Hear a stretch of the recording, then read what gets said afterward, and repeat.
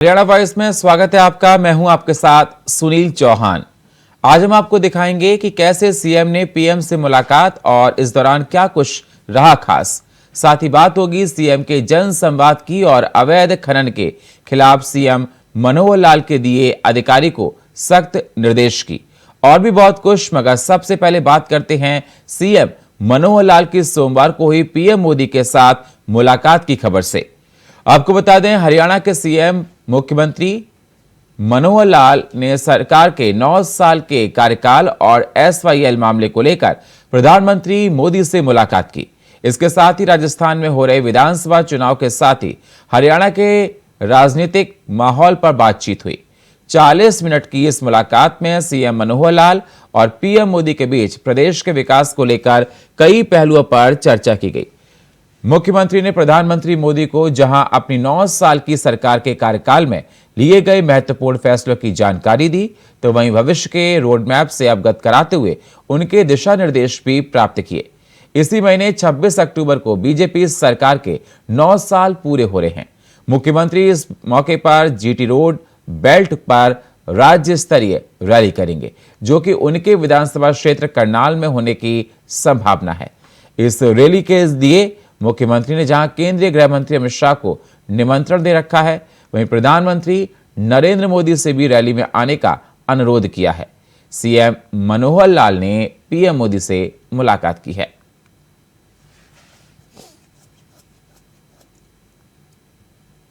तो आपको बता दें, सीएम मनोहर लाल ने प्रधानमंत्री नरेंद्र मोदी से मुलाकात की। 26 अक्टूबर को उनकी सरकार को 9 साल पूरे हो रहे हैं, और जिसको लेकर वो रैली करने जा रहे हैं, जिसके लिए प्रधानमंत्री से आने के लिए अनुरोध किया है, और अमित शाह को भी निमंत्रण दिया है। गृह मंत्री अमित शाह से भी आने के लिए निमंत्रण दिया है।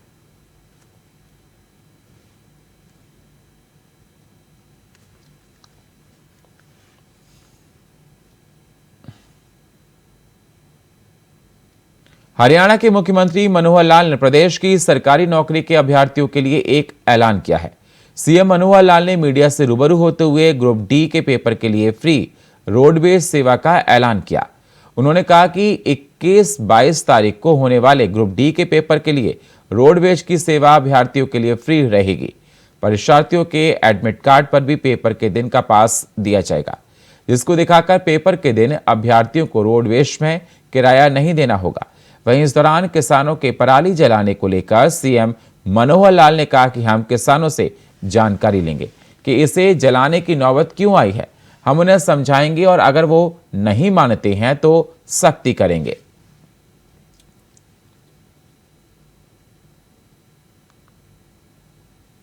तो ग्रुप डी की अभी 21 और 22 तारीख को परीक्षा होनी है, तो हमने रोडवेज के हमारा जो ट्रांसपोर्ट विभाग है उनको ये निर्देश दे दिया है कि उनको सबको आने जाने का जो किराया है वो मुफ्त होगा, उसमें कोई किराया नहीं लगेगा। उनका जो कार्ड है, जो उनको एक एडमिट कार्ड मिलता है, उसी के ऊपर ये प्रिंट करके दे देंगे, और जिस दिन उसको परीक्षा देने जाना है उस डेट के आने और जाने का उसका कोई किराया ये नहीं लगेगा। ये जानकारी आपको बेचने वालों को मुझे समझ नहीं आता, ये नहीं जलाने वालों को समझ नहीं आता क्यों जला रहे हैं। आखिर बिक्री के लिए एक मार्केट ओपन है तो उनको बेचना ही चाहिए, जलाने का कारण नहीं है। फिर भी हम जानकारी लेंगे ऐसे किसानों को बेचने नहीं जलाने की नौबत क्यों आई है, नहीं जलने देंगे और उनको समझाएंगे भी सही, और मानो फिर भी नहीं मानते तो सख्ती करेंगे। सर, कांग्रेस लगातार हरियाणा के सीएम मनोहर लाल अवैध खनन को लेकर अधिकारियों को सख्त निर्देश दिए हैं। सीएम मनोहर लाल ने बरवाला में जन संवाद कार्यक्रम के दौरान अधिकारियों को साफ तौर पर कहा कि अवैध खनन के खिलाफ सख्त से सख्त कार्रवाई की जाए। एक समस्या आपकी अवैध खनन की पूरे ब्लॉक में है, और इसमें कई गांव ऐसे हैं जहां की हमारे पास शिकायतें भी हैं, जिसकी हम निर्धारित इंक्वायरी भी करा रहे हैं। बल्कि 3 दिन पहले एक शामटू का, कोट का, रत्ते वाले के 2-3 केस हमारे पास आए थे, डीसी के पास गए थे और बाकी जगह गए थे। उसके लिए मैंने डिपार्टमेंट को कहा चेक करो कि अगर 1 मीटर की उनकी खुदाई के लिए परमिशन है तो 1 ही मीटर रहेगी। अगर 3 मीटर की परमिशन उनको मिलती है तो 3 रहेगी, 3.5 मीटर नहीं खोद सकते। मुझे ये भी पता है कि कुछ गांव में 10-10 मीटर गहरे भी चले गए, ये जानकारी है हमको। दूसरा, जो किसी का अपना खेत है या उसका मकान है, उससे जितनी दूरी निश्चित है कि 15 फुट या 20 फुट कुछ दूरी है कि उसके अंदर वो नहीं खनन कर सकते, वो स्ट्रिक्टली फॉलो करेंगे कि आपके मकान को या पड़ोस वाले खेत को कहीं किसी का नुकसान ना हो। तीसरा, जिनका खनन होता है उनको जो पैसे मिलने वो तो मिलेंगे ही, पैसे भी मिलते हैं उन किसानों को जिनके नीचे की हम रेत निकालते हैं, वो गारंटी हमारी है कि कोई खनन वाला खनन करेगा तो पैसा देगा, नहीं देगा तो हम पकड़ेंगे उसको, उसके खिलाफ कार्रवाई करेंगे। और जो सरकार का पैसा देता तो किसान का भी देगा। और डिप्टी कमिश्नर इस बात को इंश्योर करें कि खनन वाले और किसानों का जिनका एग्रीमेंट है उनके साथ, उनको पैसे तुरंत दे, बल्कि सबसे पहले किसानों का दें फिर सरकार का दें। ओवरलोड टिप्पर ये चलते हैं, इस पर भी पुलिस जरा कार्रवाई करे। कोई ओवरलोड टिप्पर चलना नहीं चाहिए, क्योंकि ओवरलोड टिप्पर से एक तो सड़कें टूटती हैं, दूसरा एक्सीडेंटल चांस ज्यादा होते हैं ओवरलोड के काबू से ही बाहर हो जाता है ड्राइवर के कई बार तो। और तीसरा, उसकी जो मिट्टी उड़ उड़ के वहां जो वातावरण को खराब करती है, जो एयर क्वालिटी को खराब करता है, वो भी उसी में से होता है। अगर जितना डंपर का एक बॉडी है, उस बॉडी के अंदर भर करके ले जाएं, ओवरलोड ना चलाएं, ये जिम्मेदारी पुलिस की है। जिला एडमिनिस्ट्रेशन अपने पूरे जिले में जहां जहां माइनिंग है वहां वहां उसकी मंथली ड्रोन मैपिंग, जो खर्चा आता है वो हम कैंपा से दिलवा देंगे। एक समस्या है आवारा और बेसहारा पशुओं की इस इलाके में, वैसे तो सारे हरियाणा में है, ये पूरे हरियाणा में है। आपकी जानकारी में इस बार हमने एक स्पेशल बजट इन्हीं पशुओं के लिए, जो बेसहारा पशुधन सड़कों पर घूमता है, उसके लिए नई गौशालाएं बना करके और उसमें वहां रखेंगे, संस्थाओं के माध्यम से उसका वो मैनेजमेंट करें और हम उनको पैसा शेड के लिए भी, चारे के लिए भी, पूरे का पूरा पैसा जितना उतना खर्च है वो देंगे। ग्रामीण क्षेत्र में तो इतना ही है कि जहां कहीं जमीन ऐसी है गोचरांत की, एक प्रस्ताव पारित करके हम अपने गांव में 10 एकड़ 5 एकड़ 15 एकड़ जमीन अगर दे सकते हैं, संस्थाएं हमारे पास हैं, जो संस्थाएं वहां गौशालाएं चला सकती हैं। कोई ग्राम पंचायत स्वयं भी चलाना चाहे या अलग से कोई संस्था रजिस्टर कराएं गांव के लोग, वो भी अपने यहाँ है गौशाला, इस प्रकार के सारे पशुधन को वहां रखें, चारा और शेड, इसका पैसा सरकार देगी। कम्युनिटी सेंटर बना हुआ है, अच्छा लगा कि नहीं? बढ़िया है ना? तो ये कम्युनिटी सेंटर हमारे विधायक अपने स्पीकर साहब ने ही अपने प्रयत्नों से बनवाया और आपको स्पुर्द किया। इस सामुदायिक भवन का नाम शहीद राजपाल राणा के नाम से रख दिया जाए। वहीं हरियाणा के मुख्यमंत्री मनोहर लाल ने अंबाला के शहजादपुर में जनता दरबार लगाकर जनसंवाद कार्यक्रम किया। इस दौरान सीएम ने जनता से सीधा संवाद करते हुए उनकी समस्याओं को सुना और संभवत अधिकारियों को समस्याओं के जल्द समाधान करने के अधिकारियों को निर्देश भी दिए। वहीं इस दौरान शहजादपुर में सीवरेज व्यवस्था को मंजूर किया गया। साथ ही इस दौरान सीएम ने जिला युवा शक्ति संगठन की तरफ से संचालित राधा कृष्ण बालाश्रम नारायणगढ़ की संस्था की मांग पर 5 लाख रुपए की राशि आश्रम निर्माण करने के लिए देने की घोषणा की। उन्होंने लोगों से संवाद करते हुए कहा कि उनके जन संवाद करने का मकसद भी यही है कि लोगों के बीच बैठकर उनकी समस्याओं को जानना और सरकार की तरफ से जो कार्य किए जा रहे हैं और जो जन कल्याणकारी योजनाएं चलाई जा रही हैं उनकी जानकारी दी जाए। साथ ही इस दौरान मुख्यमंत्री मनोहर लाल ने बताया कि पिछले 6 महीने के दौरान जन संवाद कार्यक्रमों में करीब 26,000 आवेदन आए हैं, जिनमें से 7,000 का निवारण किया जा चुका है। सभी शिकायतों को पोर्टल पर अपलोड किया जाता है। साथ ही इस दौरान सीएम मनोहर लाल ने 1 दर्जन से अधिक लोगों को वृद्धा पेंशन के प्रमाण पत्र सौंपे और उनको शुभकामनाएं दी।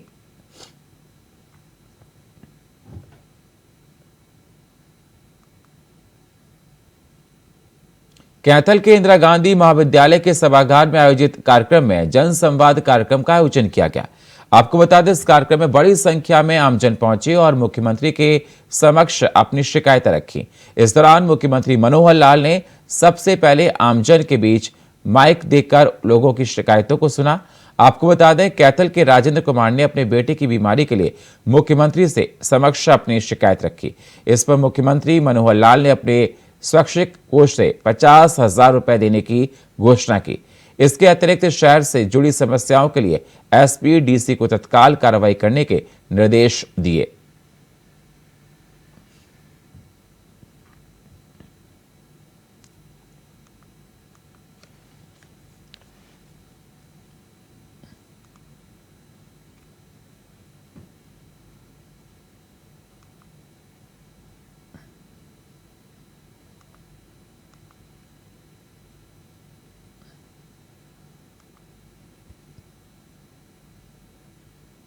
मुख्यमंत्री मनोहर लाल ने कैथल के गांव सापनखेड़ी में मेडिकल कॉलेज के लिए भूमि पूजन किया और आधारशिला रखी। आपको बता दें, भगवान परशुराम के नाम से बनने वाले इस मेडिकल कॉलेज की आधारशिला रखने के बाद मुख्यमंत्री ने जन संवाद कार्यक्रम में लोगों की समस्याओं को सुना और ग्राम पंचायत के प्रतिनिधियों से मुलाकात की। इस दौरान मुख्यमंत्री मनोहर लाल कैथल के गांव सापरखेड़ी पहुंची और पूजा अर्चना के साथ हवन में पूर्ण आहुति डाली। साथ ही मुख्यमंत्री ने कहा कि एक मेडिकल कॉलेज की आधारशिला रखी। आपको बता दें, इस मेडिकल कॉलेज के निर्माण पर लगभग 977 करोड़ की लागत आएगी। कैथल में मुख्यमंत्री ने किया भूमि पूजन।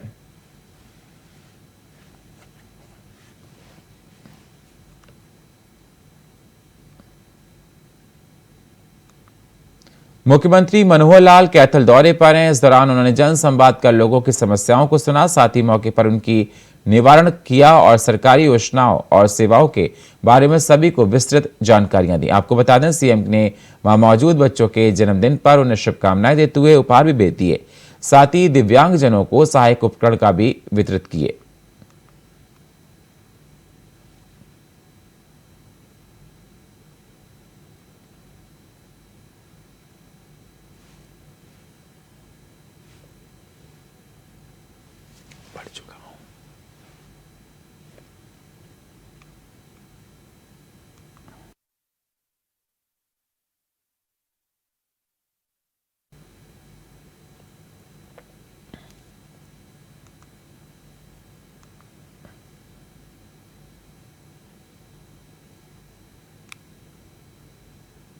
हरियाणा के मुख्यमंत्री मनोहर लाल ने रविवार को पंचकुला के गांव बरवाला में जन संवाद कार्यक्रम किया। इस दौरान मुख्यमंत्री ने ग्रामीणों की सालों पुरानी मांगों को पूरा करते हुए गांव में जल्दी सीवरेज की सुविधा उपलब्ध करवाने की घोषणा की। इससे गांव में जल भराव की समस्या का निदान होगा और पानी की समुचित निकासी सुनिश्चित होगी। ये रिपोर्ट देखिए। हरियाणा के मुखिया और जनता के सेवक मनोहर लाल भी अपनी जनता के बीच जाकर उनका हालचाल जान रहे हैं, ताकि वो अपनी जनता की परेशानी का समाधान कर सकें और जनता को पीड़ा से निकालकर खुशहाल कर सकें, प्रदेश और प्रदेश वासियों के भविष्य को संवार सकें। इस कड़ी में सीएम मनोहर लाल ने रविवार को पंचकूला के बरवाला में अपना दरबार लगाया और जनसंवाद किया। जनसंवाद कार्यक्रम के दौरान सीएम मनोहर लाल ने ग्रामीणों की पुरानी मांग को पूरा करते हुए जल्दी गांव में सीवरेज की सुविधा उपलब्ध कराने की घोषणा की। आपको बता दें, गांव में लंबे वक्त से जलभराव की समस्या पैदा होती थी। बारिश के कारण से अक्सर गांव में जलभराव हो जाता था, लेकिन सीवरेज बन जाने से ग्रामीणों को जलभराव की समस्या से निकाल मिलेगा और पानी की समुचित निकासी सुनिश्चित होगी। सीएम मनोहर लाल जहां प्रदेश की जनता की समस्याओं का समाधान करने का काम कर रहे, तो वहीं अपने प्रदेश के वीर शहीदों और महापुरुषों को जनता की यादों में सदैव अमर रखने में कोई कसर नहीं छोड़ रहे हैं।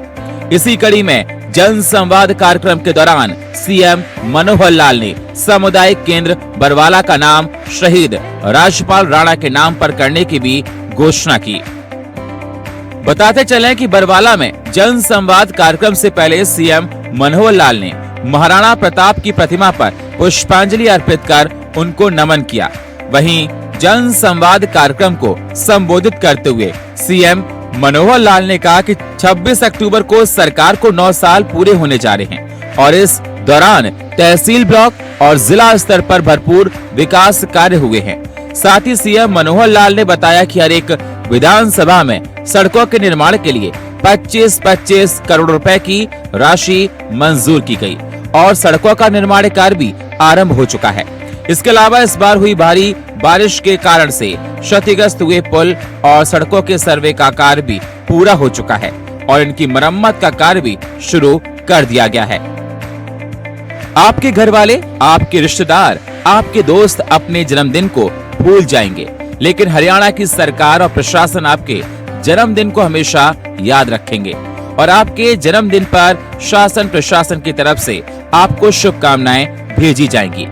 दरअसल जन संवाद कार्यक्रम के दौरान सीएम मनोहर लाल ने कहा कि 30 सितंबर तक गांव बरवाला की आबादी 11,308 थी। पीपीपी के जरिए से ही लोगों के जन्मदिन की भी जानकारी रखी जाती है और इस दिन को यादगार बनाने के लिए SMS के जरिए से शुभकामनाएं संदेश भी भेजे जाते हैं। 15 अक्टूबर को बरवाला के 33 लोगों का जन्मदिन है। मुख्यमंत्री ने इस मौके पर उन्हें शुभकामनाएं दी और इनमें से मौके पर मौजूद कुछ लोगों को उपहार भी भेंट किए।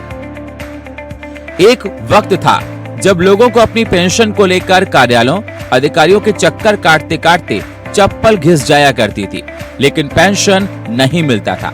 लेकिन आज हरियाणा की मनोहर लाल सरकार ने इस दिशा में जोर शोर से काम कर रही है, जिसका लाभ प्रदेश की जनता को मिल रहा है। सीएम मनोहर लाल ने इसको लेकर जन संवाद कार्यक्रम के दौरान कहा कि अब बुजुर्गों को पेंशन का लाभ लेने के लिए कार्यालय जाने की जरूरत नहीं है। 60 साल पूरा होते ही उनकी पेंशन खुद ही बन जाती है।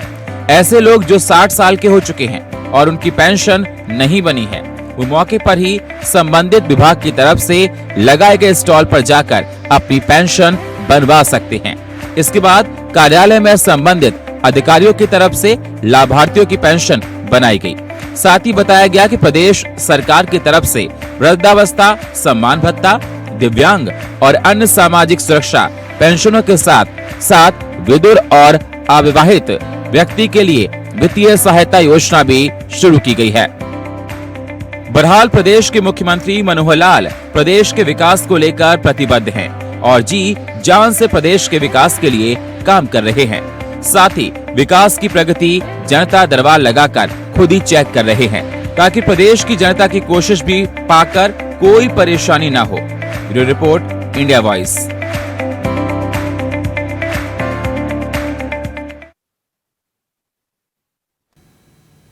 हरियाणा सरकार की योजनाओं को जन जन तक पहुंचाने के लिए अधिकारी भी जान से जुटे हुए हैं। इसी कड़ी में हरियाणा के मुख्य सचिव संजीव कौशल ने सोमवार को चंडीगढ़ में शहरी स्थानीय निकाय में लगे कर्मचारियों को मेडिकल सेवाओं का लाभ देने के लिए आयोजित बैठक की अध्यक्षता की, जिसमें मुख्य सचिव ने कहा कि अब शहरी स्थानीय निकाय के जो कर्मचारी ISI स्कीम के कवर नहीं होते हैं और 21,000 रुपए अधिक सैलरी ले रहे हैं, उन्हें मेडिकल सेवाओं का लाभ दिया जाएगा। वहीं नगर परिषद, नगर पालिका और नगर निगम में लगे कर्मचारी के ड्यूटी के दौरान कोई दुर्घटना हो जाती है तो उसके इलाज का खर्च भी सरकार की तरफ से उठाया जाएगा। उन्होंने कहा कि किसी सफाई कर्मचारी, सीवरमैन, फायरमैन, फायर ड्राइवर की अचानक मृत्यु हो जाती है तो उसे मुख्यमंत्री कर्मचारी दुर्घटना बीमा योजना के तहत 5 लाख रुपए का बीमा प्रदान किया जाता है। इसके साथ ही एडहॉक, डेली वेज और कॉन्ट्रैक्ट कर्मचारियों को भी 3 लाख रुपए तक की वित्तीय सहायता प्रदान की जाती है।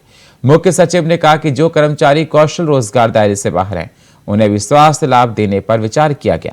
ऐसे कर्मचारी को स्वास्थ्य सेवाओं का लाभ देने के लिए जल्द ही मुख्यमंत्री से अनुमति ली जाएगी, ताकि शहरी स्थानीय निकाय और अन्य विभागों के सभी कर्मचारियों को स्वास्थ्य सेवाओं का लाभ मिल सके।